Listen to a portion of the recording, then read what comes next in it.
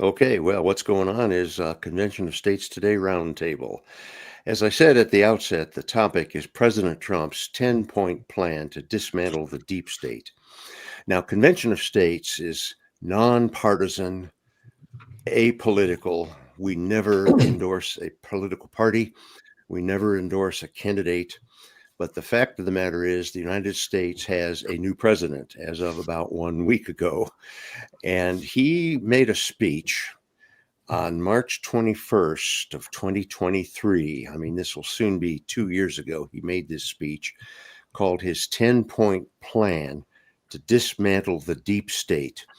And since so much of this coordinates so closely with what we seek in the Convention of States movement, we wanted to spend tonight's roundtable doing a deep dive into the 10-point plan. And I'm going to read from it one point at a time and ask different panel members to comment and explain what that is all about.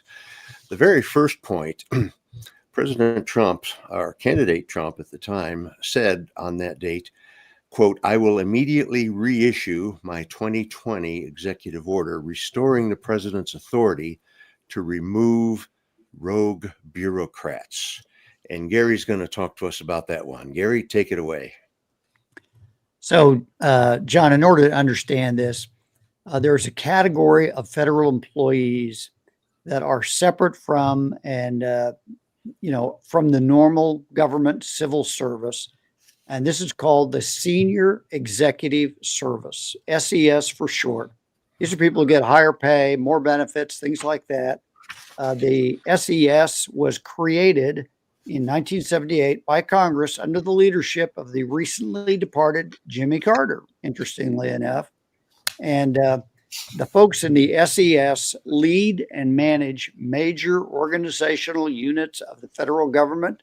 These are policy-making positions. They allocate strategic resources, give direction, and so forth to the federal government.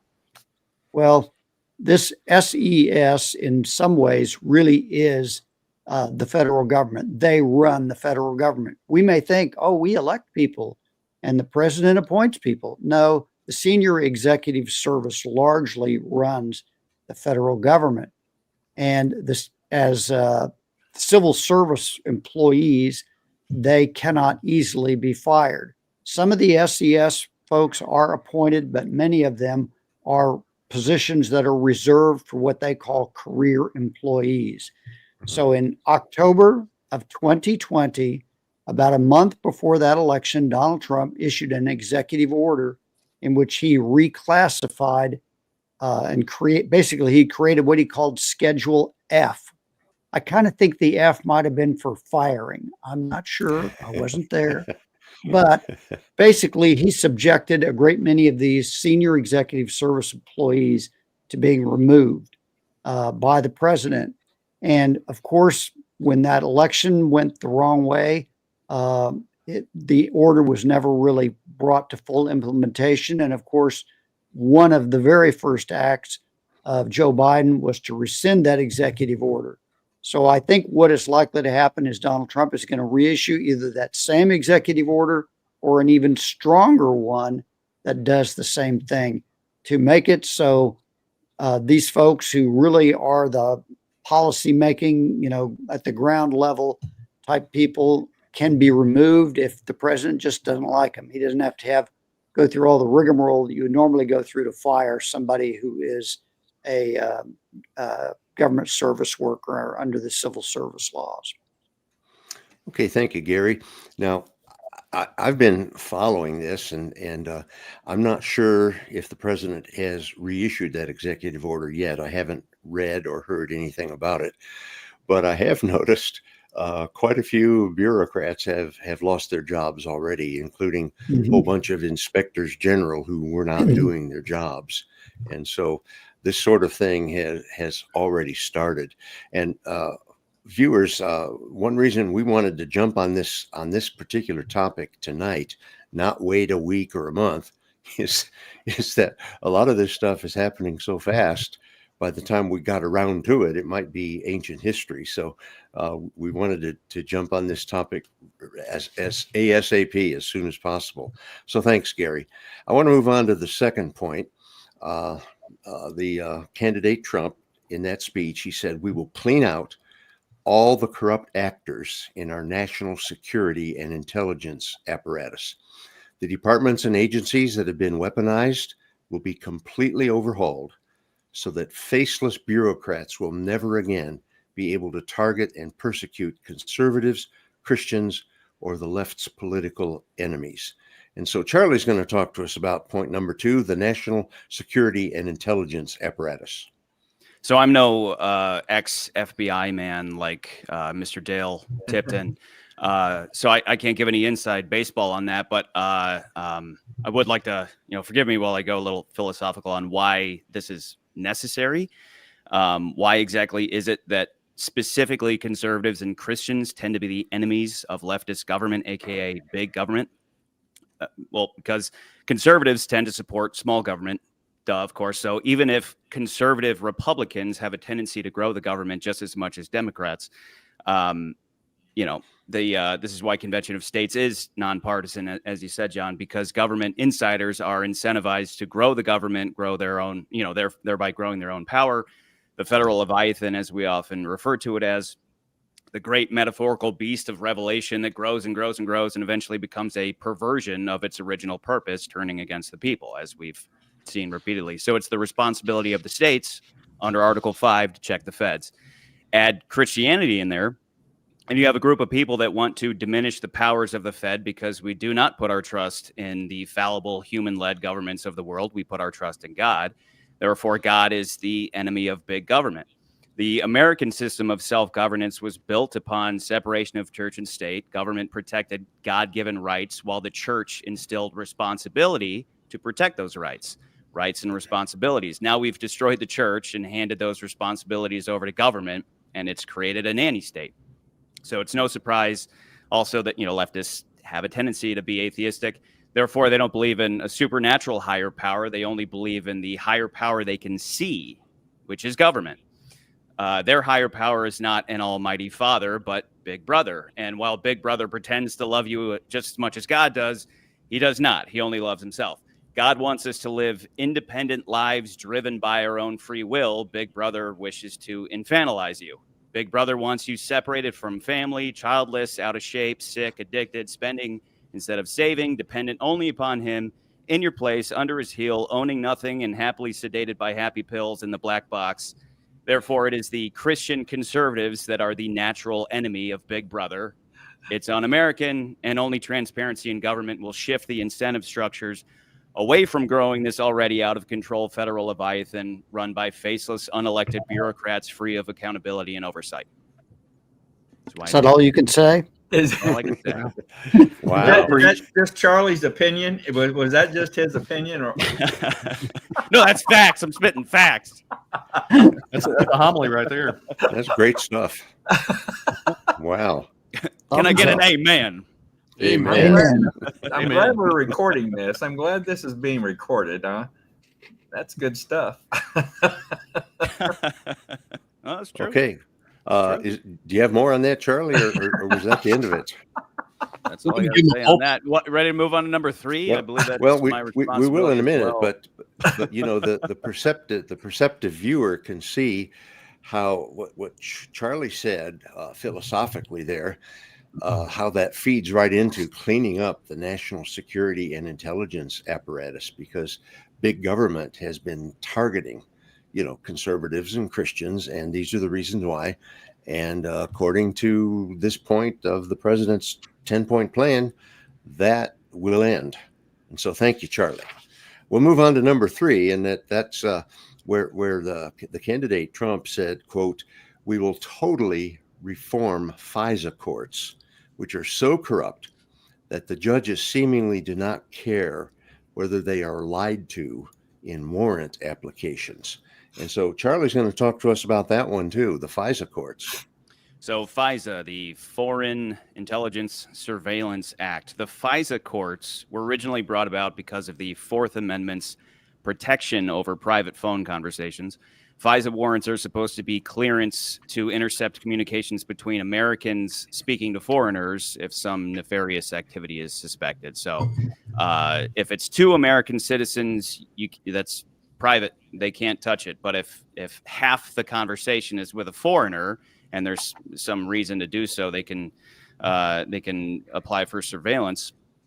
And then even then, they redact the identity of the American citizen in official reports. So there's some protection there.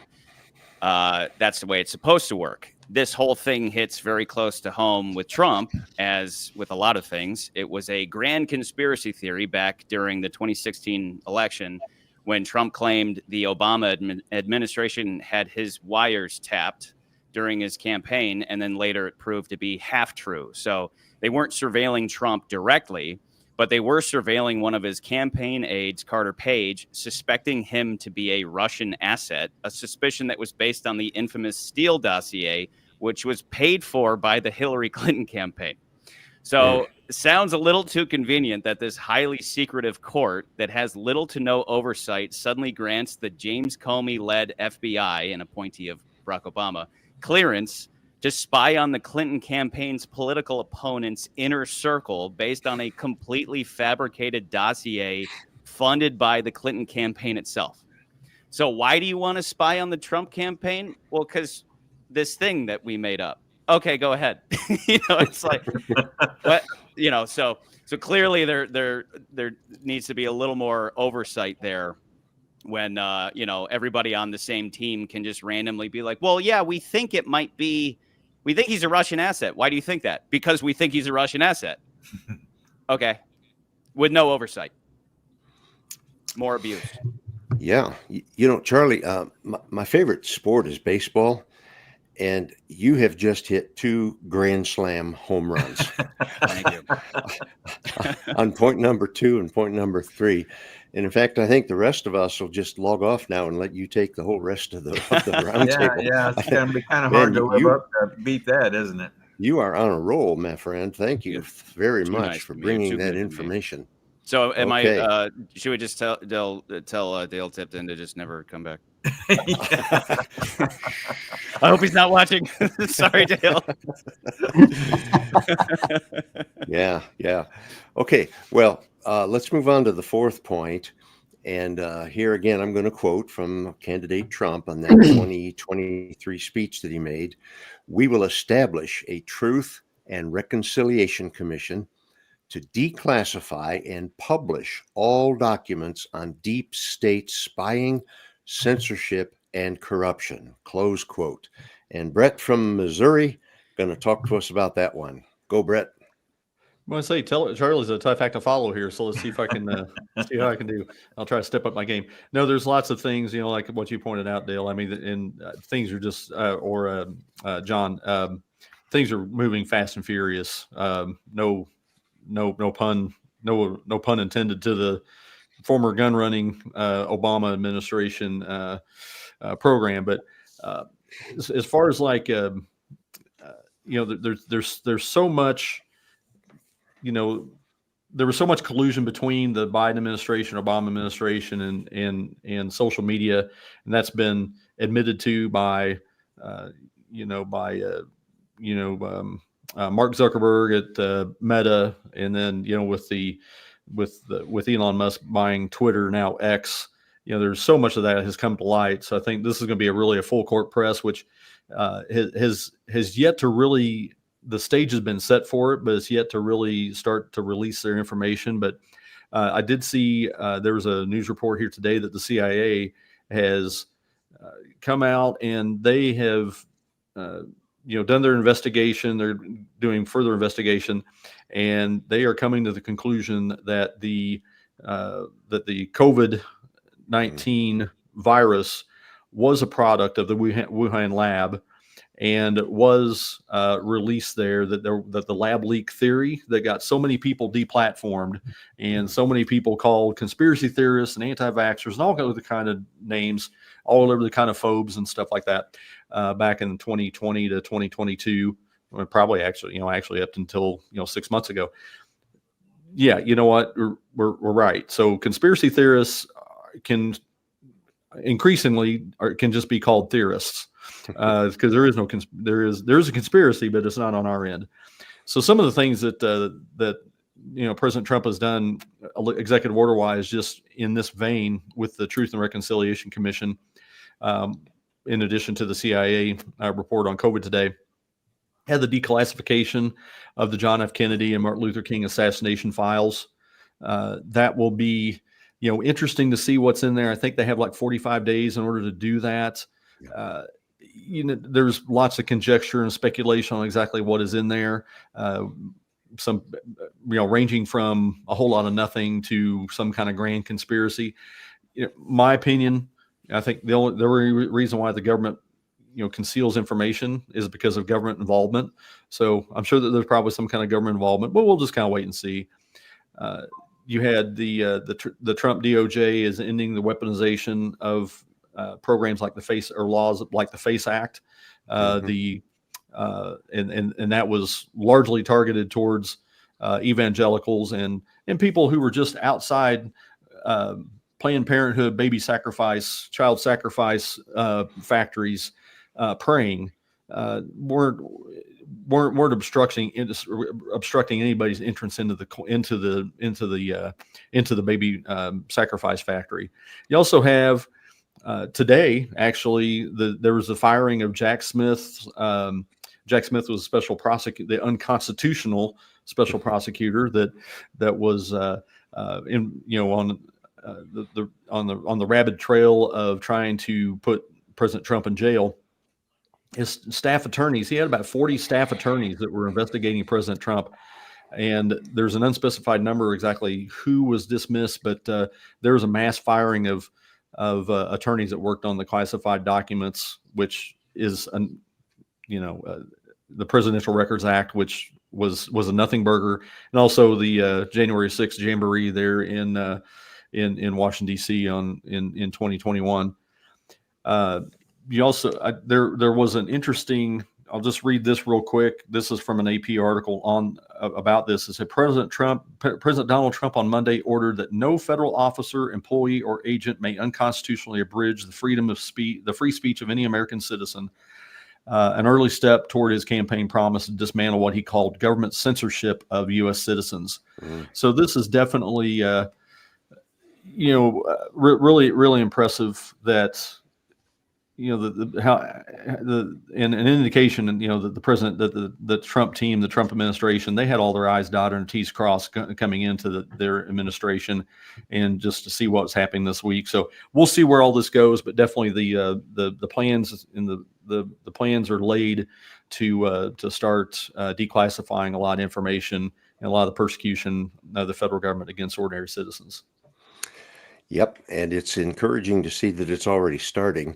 By the way, I'm going to be monitoring executive orders and executive actions, and making regular reports to the regular Monday night COS Today as the president fulfills these promises, these 10 points to dismantle the deep state. So that'll be coming up in future weeks and months, and I have the feeling down deep inside that it won't be a lot of months.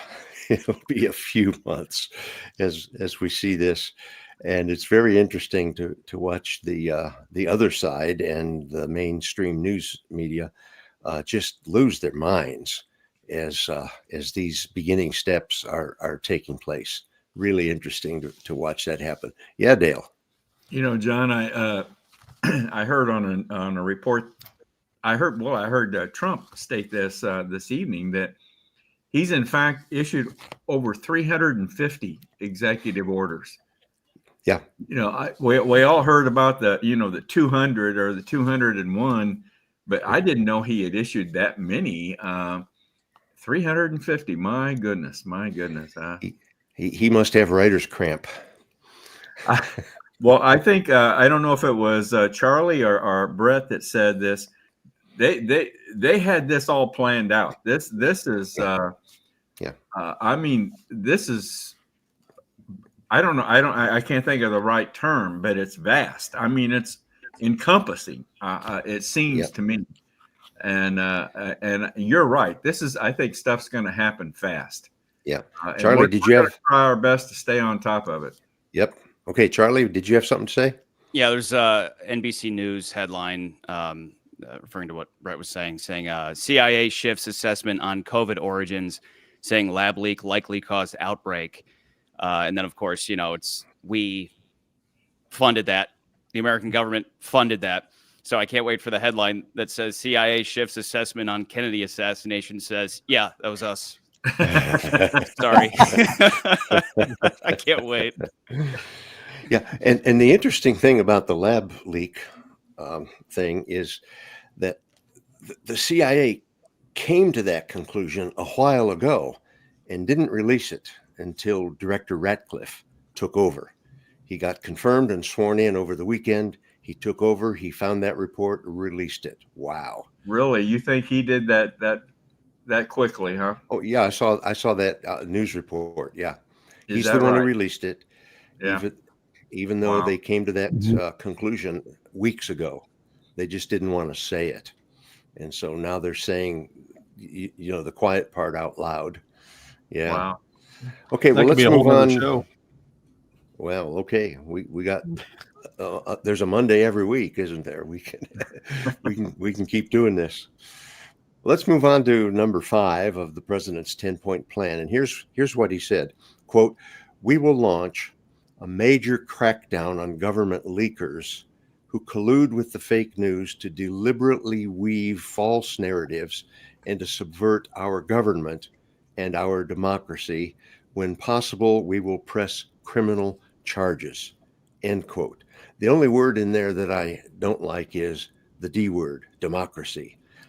The president knows that we're not a democracy, we're a republic, a constitutional republic, but that was maybe a slip of the tongue, so I'll give him a pass on that. Gary, talk to us about the cracking down on leakers. Well, John, I'm hoping I can successfully bunt down the third baseline here. So there are certain things that would be covered by the Espionage Act, whereby people leak something, they could be criminally prosecuted. A lot of it is a matter of having clear policies, and so that everybody understands, if there are sensitive matters, what can be revealed and what cannot. Some of that, technology by having documents that are encrypted, secured, records, login records, so that if something does get leaked, you can go back and see, well, who had access to that, things like that. But a big part of it is simply changing the culture of all the people that have access to that information. And in Donald Trump's first term, he came to Washington without ever having spent more than a couple of nights in the city. He didn't know anybody. And so there were many people in government who were rogues as far as he was concerned, and to him, and wanted to harm his administration. He's coming into this second term with a much different set of employees. People are loyal to him. And so I'm hoping that there will be a change in the culture, but the crackdown has got to be there that, hey, if we figure out you may have been the leaker of something, we're going to fire you. And put the fear in people, and between the fear and a real loyalty to Donald Trump, I think we can change that culture that says, hey, we should keep things confidential and leave it to the senior appointees of the president or the president himself to reveal what he wants revealed, when he wants it revealed, and get rid of this notion of people leaking to the corrupt press in order to try to damage the administration and damage its ability to achieve its objectives. Yes, Dale. Gary, do you think they will ever? Do you think they'll go back and try to investigate some of the outstanding leaks? For example, the Supreme Court leak on Roe versus Wade. I doubt it. Yeah. I think they know who leaked that, and John Roberts. It was really up to him because he's the Chief Justice. It was up to him to sanction that person or refer them for prosecution. He didn't do that. I don't think he will. Yeah. I don't think there's much of an inclination to go back and rehash that stuff. I think there are other things that ought to be rehashed, but the leaks, the things that were leaked and damage was done, I kind of feel like what's the point of going back now?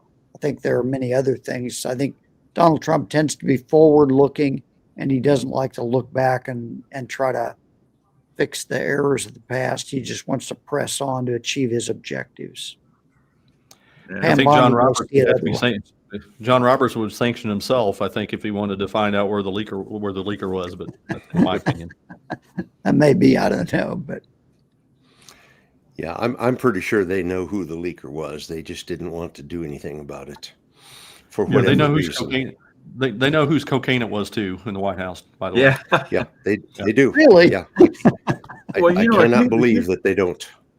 if you think back to Trump's first term, I mean, there was a leak about every week. It seemed like something was being leaked in some area of the government. I mean, it was terrible Yep. it was. his first term. So I hope it's not that way this time. That was deep state people trying to keep him from achieving his objectives Right. and just showing him, hey, we're the ones really in control. Exactly. And I Yeah, think and- that's going to be much different in this term. I hope so. Yep. Yes, indeed. Well, we're halfway through. That's 5 of the 10 points of the president's plan to dismantle the deep state. So we're going to take a little break now and see a video on teaching truth to Tamara.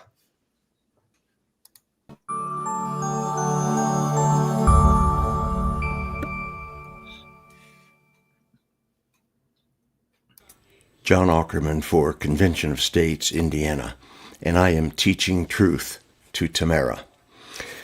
Here's a short video of Tamara Scott and Andy Schlafly. He's the son of the famous conservative activist Phyllis Schlafly. Listen to her outrageous claim. They threatened me. They sent me a letter that told me I needed to hush up and that I was going to have legal action coming. And they threatened somebody else as well. And I reached out to you and you said, tell them to call me. Say what? They threatened her? Good grief. I've been active in Convention of States for more than 10 years, and I have never heard anything like that. That sort of thing is outside, way outside of our core values. We have 6 core values which govern everything we do, and I want to share 2 of them with you. Number 3 is be kind. And these words are on our website. We believe in the golden rule. We treat others the way we want to be treated.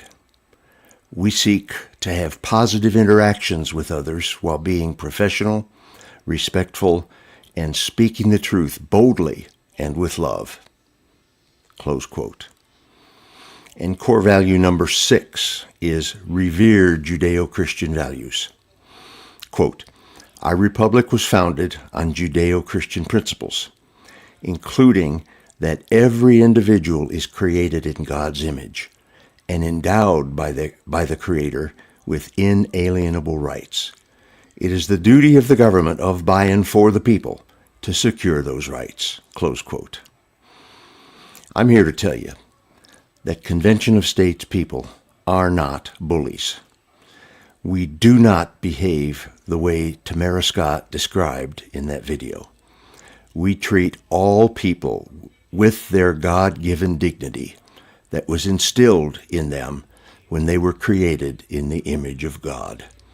We don't behave in the ways Tamara described. And so I, John Ackerman, am happy to be teaching truth to Tamara.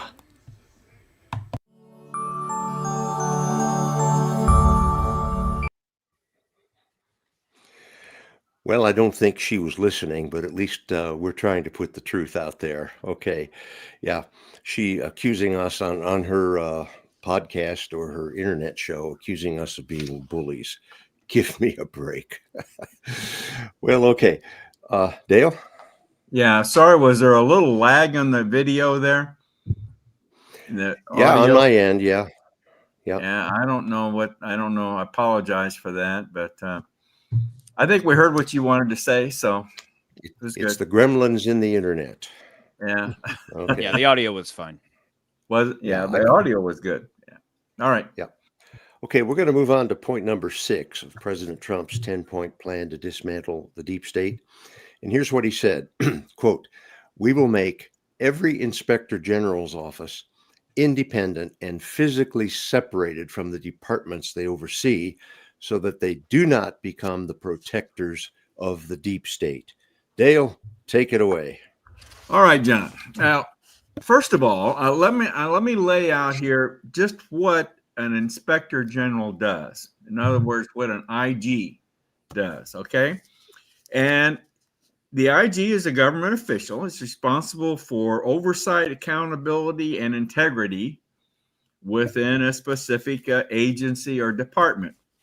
Their primary job is to ensure that the organization operates efficiently, lawfully, and ethically while identifying and addressing waste, fraud, abuse, and mismanagement. So here's basically there's about 6 major things that an IG does. He or she conducts audits, investigates allegations of misconduct, issues reports and recommendations, promotes transparency and accountability, prevents future problems, and here's a really good one, handles whistleblower complaints. Mm-hmm. So we've certainly seen a lot of that here lately, haven't we? So however, what Trump wants to do here is he wants to move these offices, these people out of the departments. He wants to physically locate them. I think you said, wasn't it actually out into the country or out away from DC? So should they be separated from the department that they oversee? Most certainly. And this is to ensure independence, promote accountability, and maintain the integrity of its operations. And there's 4 or 5 key things here that this by moving them away from the departments that they oversee, these are the objectives that they're trying to accomplish here.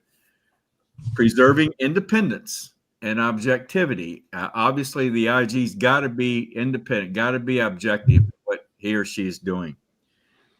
Prevent conflicts of interest, ensuring confidentiality, reinforcing the oversight role, I should say, building public and employee trust, and mitigating retaliation risk. So those are the reasons in favor of moving the IG away from the departments that they're trying to oversee.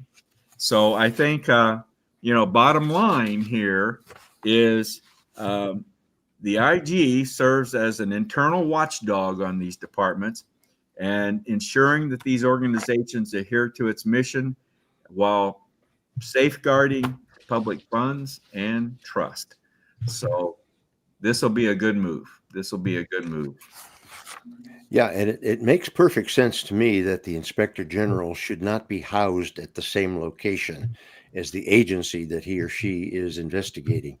I mean, the CPA who audits your company's taxes does not work in your company's building, comes from the outside and opens the books and looks at them and gives a fair and honest auditing. And so it's good to see that the president plans to move the federal government in that direction. Thank you, Dale.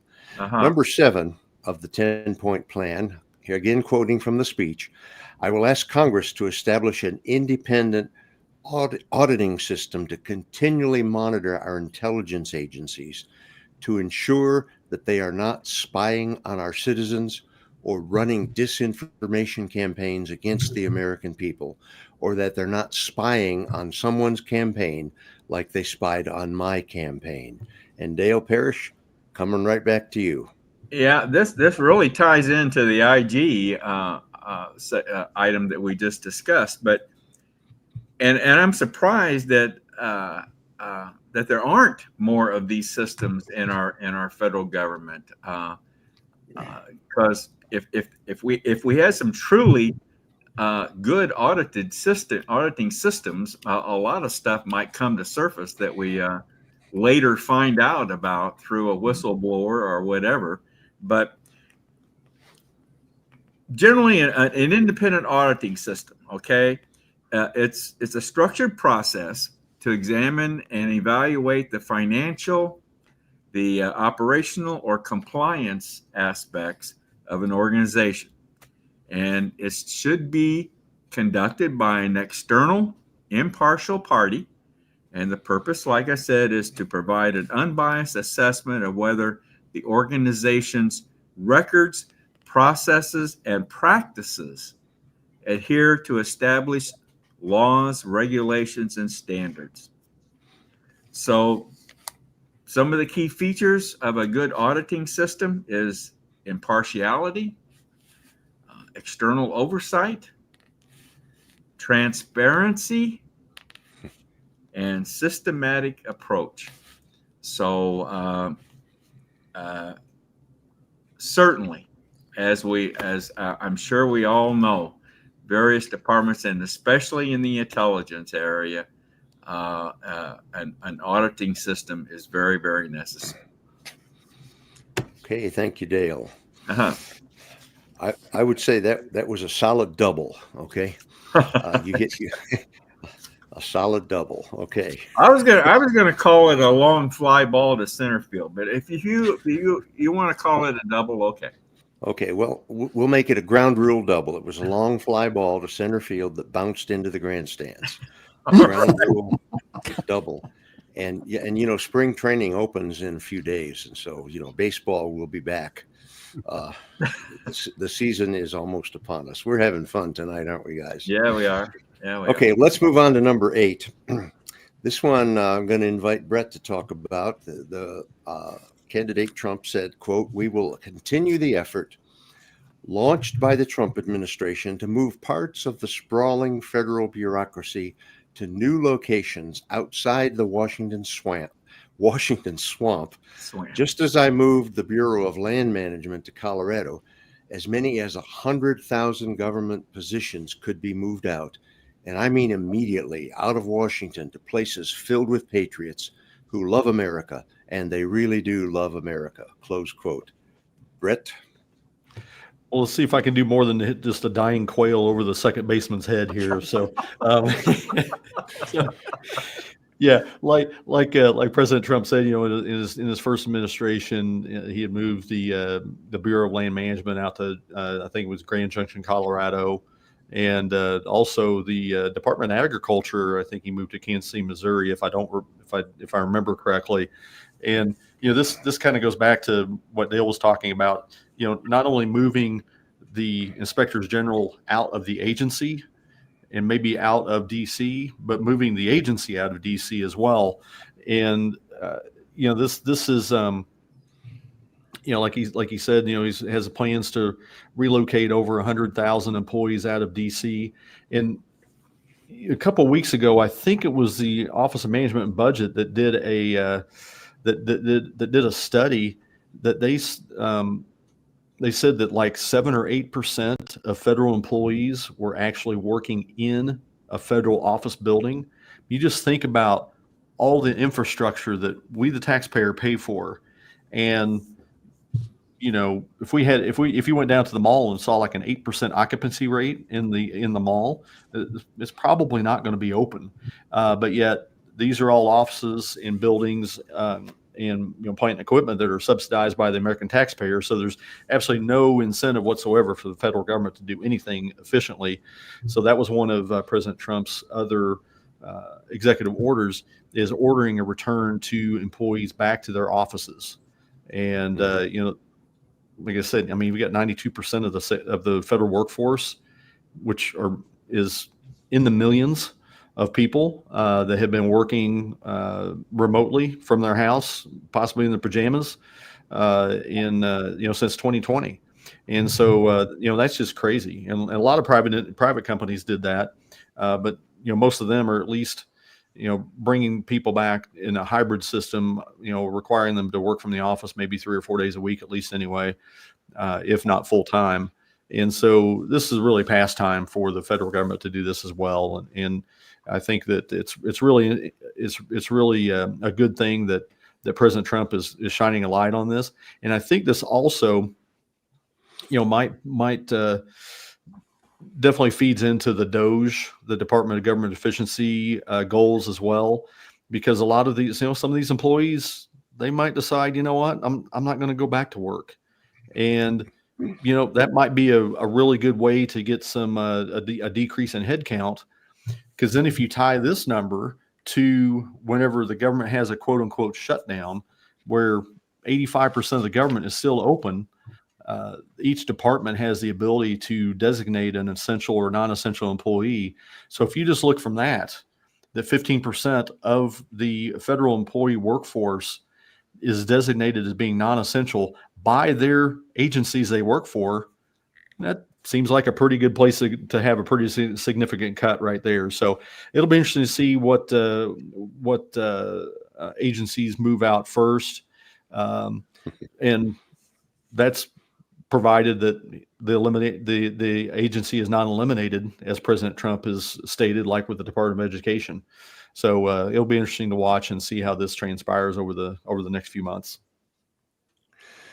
Yeah, and an added benefit that I thought of while you were talking there, Brett, is that there's an attraction, an allure to Washington, D.C., and I think a lot of people migrate there because they want to get a job in the federal bureaucracy. And if as many of these agencies as can move out into the hinterland, so to speak, you might be attracting people who just want to serve the country rather than attracted to the center of power, like a moth to a light bulb, So, Charlie, did you have a comment there? Yeah, this has to be my favorite part of this 10-part plan. It seems as natural as busting up a monopoly. Hey, if we just spread this power out, it's just like, me studying film and media. It's like, you have to go to LA, or New York, and maybe Chicago. Now you don't have to. You used to have to, because there was an infrastructure that was limited by technology. You have to go to where films are made, because that's where the cameras are and the film labs and all that. Now it's been democratized. Now it's been spread out. Now you can do what I do anywhere you want. And so Hollywood is losing power because it's not concentrated in one place. DC, hopefully, same. No longer this incestuous swamp, but move agriculture to where there's agriculture. Duh. It's if the country was founded today with the technology we have today, this is exactly what would have happened naturally. It was founded hundreds of years ago, pre-internet, so it just naturally was. The executive branch is like, I guess, just put that one next to that one, next to that one, next to that one, and then it's all corrupt over time. If America was born today, it naturally would have been spread out. So let's spread it out. Let's do it the way it should be. And just like Hollyweird, it diminishes all that corruption, because you don't have people flocking to one place and then doing whatever it takes to get famous in DC, doing whatever it takes to get power. So I love this. I love this plan. Yeah, that's great. Yeah, that's a great point. John, to your point, that there's a reason why the 7 richest counties in America, 7 of the top 10 richest counties in America, are within an hour's drive of Washington, D.C. There's a reason for that. And as Charlie brought up a good point, and as you were talking to, John, brings up a really good correlation between what our goal is at Convention of the States. Our Convention of the States goal is to decentralize power out of DC, bring it back to the state and local governments where it constitutionally belongs, get the decisions made in the proper place by the proper entities, instead of having a consolidation inside the Beltway here right now. So this is just another natural fit for President Trump's priorities with our Convention of States resolution and our goals. That's great. Gary, did I see your hand? Yeah, just a brief comment. Donald Trump is a real estate guy, right? And he realizes that there are vacant office buildings all over the country. He could probably put people in other buildings cheaper, getting them out of DC. And it's going to be better for them. And also all the people who are, love the DC water, they won't want to transfer out to Montana for their department. So that'll be a good way to downsize. And Trump can put his name on all those buildings too. The Trump office building. Nice gold statue of himself to boot, Yeah. Okay. Well, let's move on to number 9. The candidate Trump said, quote, "I will work to ban federal bureaucrats from taking jobs at the companies they deal with, that they regulate." So they deal with these companies, or they regulate these companies. Then they want to take jobs from these companies. It's taking place all the time, like with big pharma, close quote. Ken, you've been quietly watching this thing for 50 minutes now. Say something to us about this one. I will. And in keeping with the theme, I've been HBP, hit by pitch. So you're on first base. Okay. I'm on first base. Yeah. And this one is kind of ties in. I mean, it's got flavor from just about everywhere from Gary to Brett. A lot of this flows into how future employment will be handled in our from our bureaucrat side of things. So I kind of going to mix in a little bit of everything that people have talked about it, and add a few things hopefully that'll give you the bigger picture, I guess. But President Trump is going ahead with orders to reshape the federal bureaucracy, scrapping diversity programs and rescinding job offers, and sidelining more than 150 national security and foreign policy officials. So Donald Trump's plan is to make America merit-based, obviously, as we've talked about that. And we've already seen many departments that have already, removed all information regarding racial diversity and equity regulations and their practices. And he will bring back Schedule F, as Gary talked about, which was originally implemented in October, as Gary mentioned, in 2020. But Schedule F would have allowed federal government agencies to reclassify workers and remove certain civil service protections and make them at-will employees.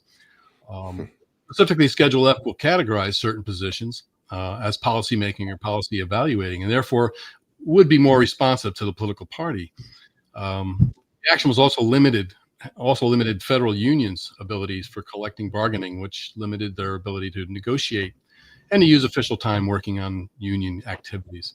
But, in April of 2024, the Office of Personnel Management issued a new rule that it said at the time the final rule. And that helped 2.2 million career civilian servants ensure that people were hired and fired based on merit, and that they could carry out their duties based on their expertise and not political loyalty.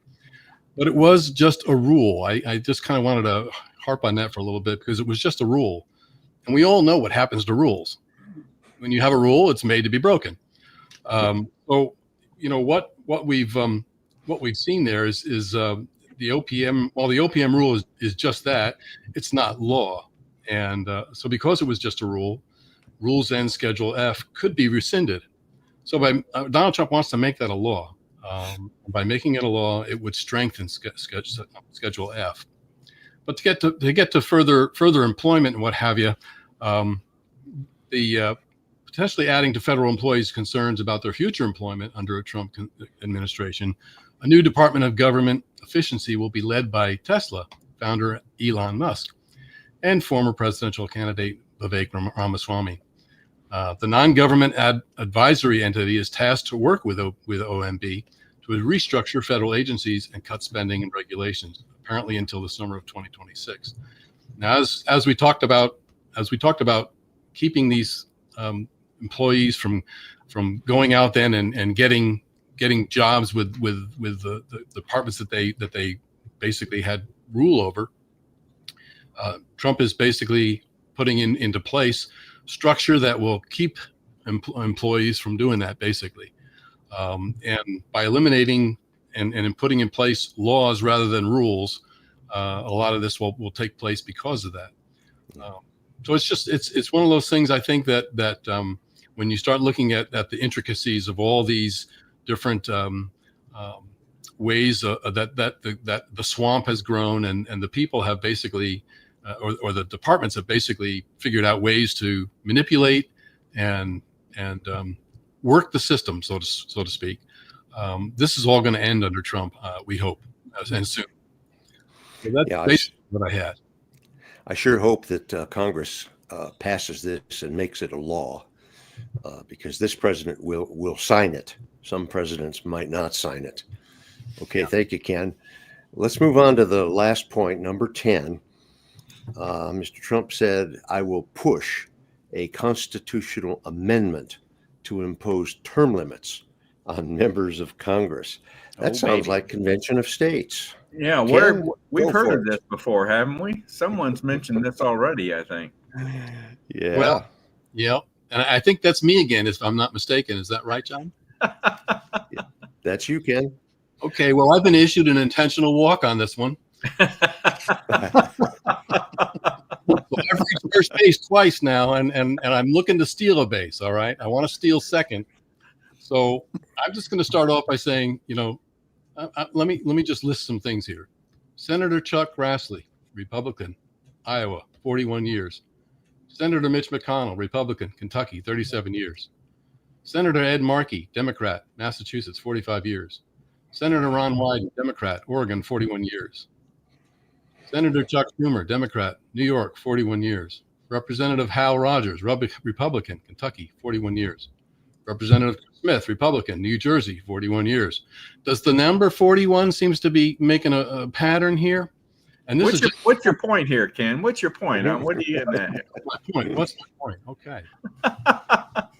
The average age of members of Congress skews older than the average age of most Americans, with the average American being 20 years younger than their representative in Congress as of 2015.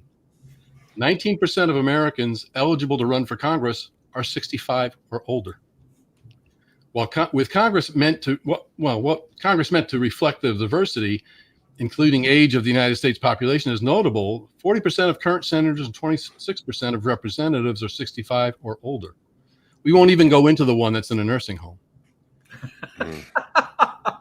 So, with that in mind, term limits are one of the pillars of the Convention of States that we seek to bring to resolution. The average salary of members of Congress is $174,000. Yet, what has become evident is those leaving the position in Congress, when they do finally leave or die, is in the millions. Is where they're going out, is what they're worth at that point of leaving. Furthermore, these politicians, after years of serving, learn ways of manipulation, control, and lead to a gaming and ultimately stalemate, which do not serve their constituents. No, Trump's plan to have term limits on Congress is all well and good, but does it go deep enough? I don't think so. Convention of States looks to put term limits not only on Congress, but on judiciary and other federal positions. Yeah. These are areas of the deep state that need to be eliminated. The Trump plan is a good start, but the Convention of States would reach the necessary depths to clean the swamp. Wow, Amen. Ken, that's great. That's more than an intentional walk. That's a triple. You hit a triple. Charlie? All right. Charlie's first. So I was at the simulated convention, the COS simulation, and this was one of the more fascinating debates with term limits, because the reality is, if you set a limit to get rid of the the politicians that are corrupt that you don't like, you're also getting rid of the good ones too, that maybe are there more out of merit than corruption. So I think they landed on, and then the flip side of that is, so you can't have one term be the limit, because then nobody can ever get good at the job because you're new at some point. And so you might not be that great. I mean, we've been talking about how Trump's first go at the presidency wasn't as great as it could have been because he was held back by the deep state and all that. But so, now he's got another go at it. So I think they landed on maybe 20, it was something like 25 years or something. And some people go, 25 years, that's way too much. But it was like, no, it's enough to get good at the job, but not so much that you are, McConnell or Pelosi or whatever. So it was just fascinating back and forth on trying to find that perfect thing. And then one delegate went up there and said, "You guys are missing the point. It should be less about restricting these people that are visible and more about the bureaucrats behind the scenes who are still there when you get rid of McConnell or Pelosi. Those are the guys that's the real seat of power. That's the corruption. That's who we need to put term limits on." Right. So it's fascinating to watch everybody kind of debate this back and forth. But if they don't do it with this, we'll do it with COS. Well, and another thing that needs to be looked at there is, if term limits are, we finally agree on a set amount of years that they can run. If they want to stay in politics, go to another position. If you're a member of the House, become a senator, or run for a different office. So there's different ways that these people can move around, especially if they're good. I agree with Charlie. If you've got a good senator or a good congressman, you want to keep them around, but they can move on to different positions as well, and that serves everybody well. It's these people, it's these 40 and 50 year politicians that basically just bleed the American people, drain of their money, and come out as millionaires. Yep. Magically, as if by magic, they're always millionaires. I'd like a piece of that pie. Yeah. Instead, John, Brett had a meeting to get to, so he said he had to leave. Yeah, I remember when he told us that. So okay, that's why Brett disappeared. He's looks like he's Gary in Missouri. He lives in another time zone, and he's gone. But we're all going to be gone in a minute because we're at the end of this month's roundtable. Before we close it out, I want to give you our email address. If you have any questions at all about Convention of States, email them to us, please, at that address, raiseyourvoicecos@gmail.com. That's raiseyourvoicecos@gmail.com. I want to invite you to tune in next Monday, February the 3rd at 7 p.m. Eastern for our next Convention of States Today. We're going to have a report on the January 6th prisoner release, a report from the Minnesota legislature, some COS basic stuff, and whoever Dave is, his daily dose is going to be there on next Monday. Okay. Dave is a new contributor that we have from Minnesota. Okay, so, and I just haven't seen him yet, but we're going to introduce him there on February 3rd. All right. Is he going to give us a daily dose? He's going to provide us a daily dose. That's right. Okay, that's like one a day, multiple vitamins. Okay. All right. And the following COS Today on February 10th, we're going to have some legislators who oppose the COS resolution. Going to hear from the great hearing that happened in South Dakota, some more COS basics, and another daily dose from Dave. Yep. Well, I want to jump ahead to the next COS Today Roundtable. That'll be on the 4th Monday of February 24th at 7 p.m. Topic to be determined. And now to close us out, here's an episode of COS Basics on our core values. Good night.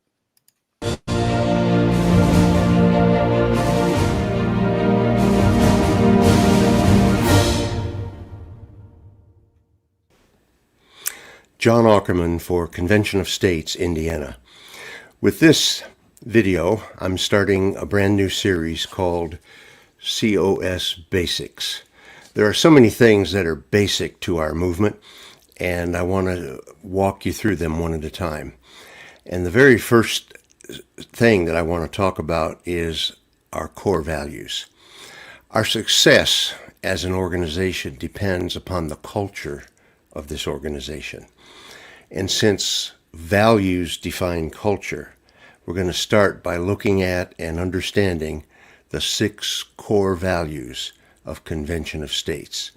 The very first one, and what this episode is all about, is preserving constitutional originalism. Now, what is that? Originalism is interpreting the Constitution based on its original public meaning when it was enacted. What were the writers trying to achieve? What did the original audience understand it to mean? And then, what does that mean in our context? How is it best applied today? Well, you know what? My background is in Christian ministry, and I had to get a master's degree, and I studied a lot of biblical interpretation, biblical understanding, biblical interpretation. And that's the same principle we use in understanding Scripture. What did the Scripture mean when it was first written? What did the authors intend to achieve? What did the original audience understand it to mean? And how is that best applied today? Same thing is true when talking about constitutional originalism. Now, the late great Supreme Court Justice Antonin Scalia published an article on originalism way back in 1988. And he found, and I'm going to quote from this article, he found that, quote, the central practical defect of non-originalism, in other words, the main problem with not holding to constitutional originalism, is fundamental and irreparable, again quoting from Scalia, the impossibility of achieving any consensus on what precisely is to replace the original meaning once it is abandoned. Think about that. We hold to constitutional originalism. What did it mean when it was written, and how do we understand it today? And Scalia said, the main problem with not holding to originalism is coming to a consensus on, if we don't hold to that meaning, what are we going to replace it with? Therefore, Convention of States works to restore limited constitutional government, federalism, individual rights, states' rights, and the separation of powers on the federal level. That is our number one core value, preserving constitutional originalism.